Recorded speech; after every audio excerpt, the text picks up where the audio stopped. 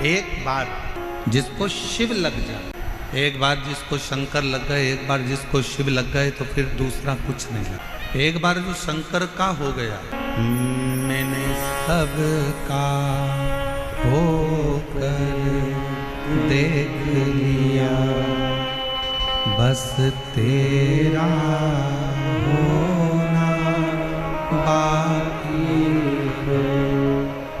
मैं सब दर जाकर देख लिया, एक तेरे दर आना बाकी है। मैंने संपूर्ण सब जगह, ऐसा कोई स्थान नहीं है जहां मैंने छोड़ा हो। एक बात बताइएगा, जब जीवन में दुख आता है, तकलीफ आती है, कष्ट आता है, तो आप ऐसा नहीं है कि कहीं नहीं जाते हो, जाते हो। जब दुख तकलीफ आता है, कष्ट आता है, तो हमें 50 जगह जाना पड़ता है। हमारे जीवन में ये तकलीफ आ गई, हमारे जीवन में ये कष्ट आ गया, हमारे जीवन में ये तकलीफ आ गई। देवी से भी पूछा, देवता से भी पूछा, हाथ भी दिखाया, जन्म पत्रिका भी लेकर गए, वो भी ले जाकर दिखाई, देखो जरा मेरा ग्रह क्यों खराब है, किस ये मेरा ग्रह क्यों खराब,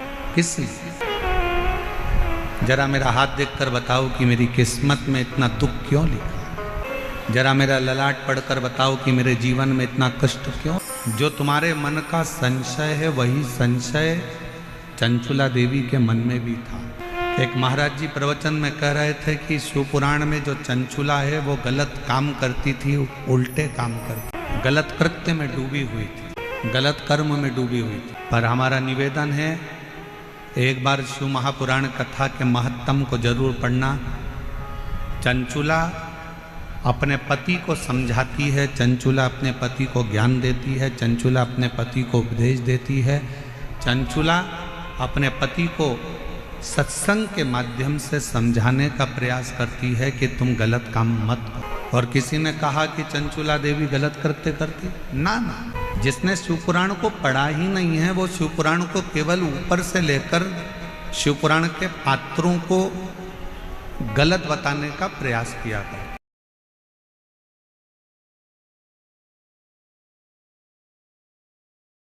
एक स्त्री गलत कब होती है,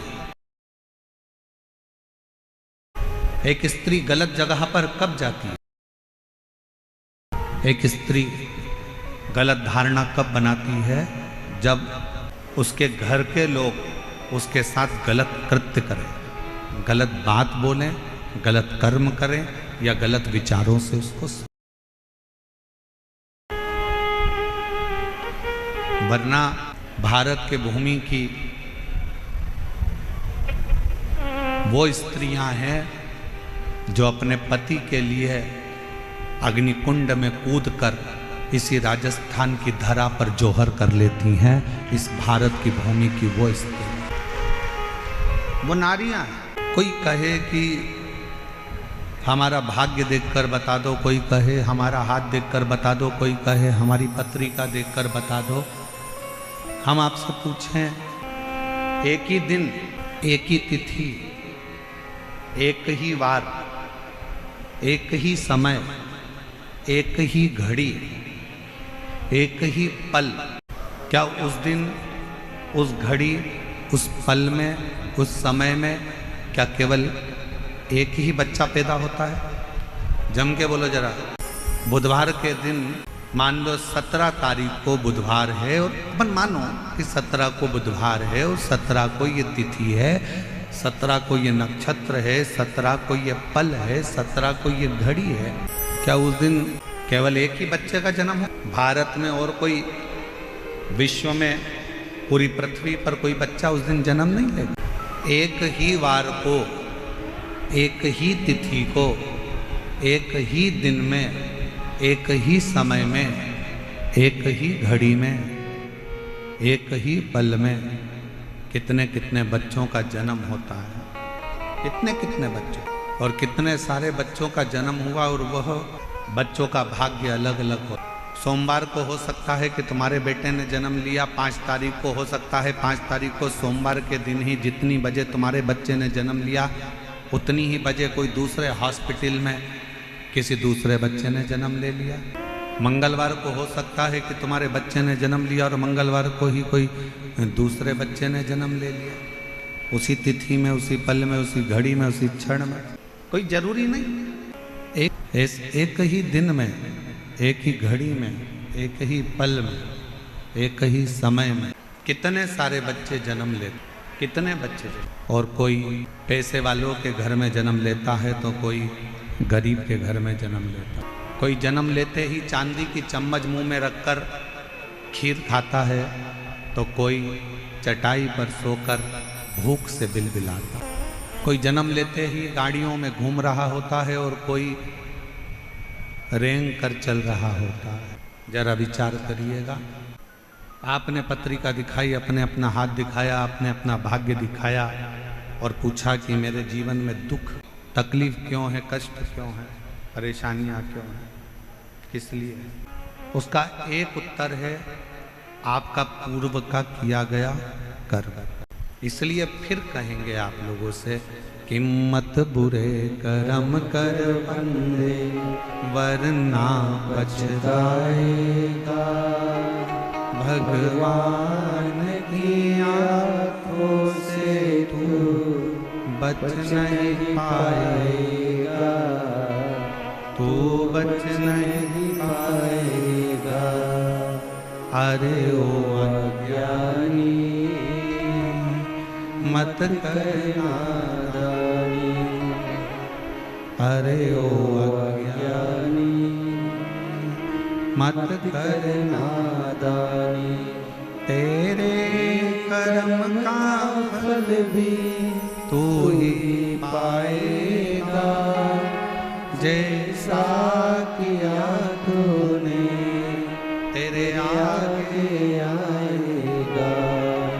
एक ही समय में, एक ही घड़ी में, एक ही पल में, एक ही नक्षत्र में, एक ही दिन में ना जाने कितने कितने बच्चों का जन्म होता है, ना जाने कितने कितने बच्चे। सबका अपना अपना भाग्य, सबकी अपनी अपनी किस्मत हो। अब उसमें आप चाहे किसी को भी जाके अपना भाग्य पढ़वा दो, आप चाहे जाकर किसी को भी अपनी किस्मत पढ़वा दो। जो पूर्व में किया है उसको भोगना ही है।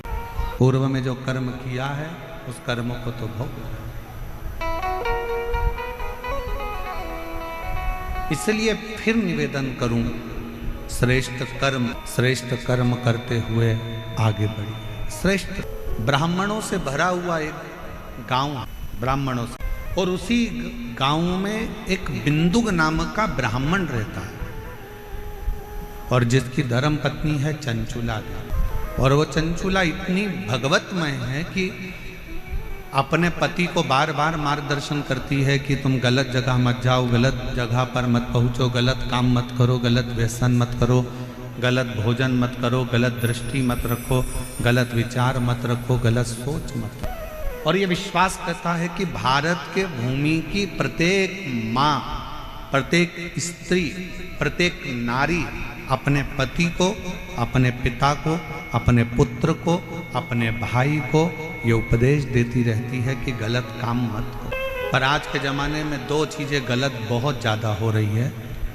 एक भोजन गलत होने लगा और दूसरा पहनावा गलत होने लगा। एक पहनावा गलत है और एक भोजन गलत है। एक बात आपसे पूछें, उत्तर दीजिएगा जरा। तुलसी का पौधा तुम्हारे घर में है? जम के बोलो जरा, आवाज नहीं आ रही, और जम के बोलो। हैगा सबके घर में तुलसी का पौधा? तुलसी के पौधे की मिट्टी को हटा दिया जाए और जड़ जड़ दिखने लगे तो पौधा जीवित रहेगा कि मर जाएगा?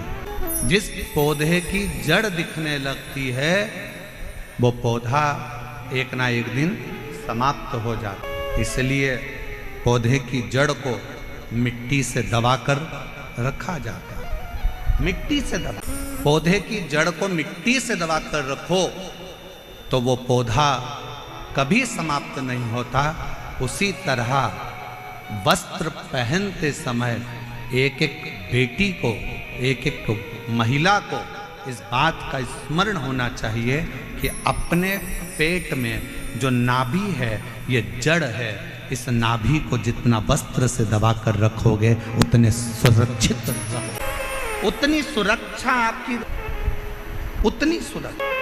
आज के जमाने में सुरक्षा क्यों गड़बड़ा रही? और फिर निवेदन करेंगे, कोई प्रशासन में, कोई सरकार में इतना दम नहीं है कि वो क्राइम को रोक दे। दुनिया की कोई प्रशासन, कोई सरकार क्राइम को नहीं रोक सकती, क्राइम को सरकार नहीं रोक सकती, पर इतना जरूर है कि क्राइम को आपके घर के संस्कार रोक सकते हैं। आपके घर के संस्कार, आज जितने क्राइम हो रहे हैं, पहले बचपन होता था, जवानी होती थी, अधेड़ी होती थी, बुढ़ापा होता। जरा बोलिएगा मेरी जयपुर की जीजी और मेरे जयपुर के जीजा और मेरी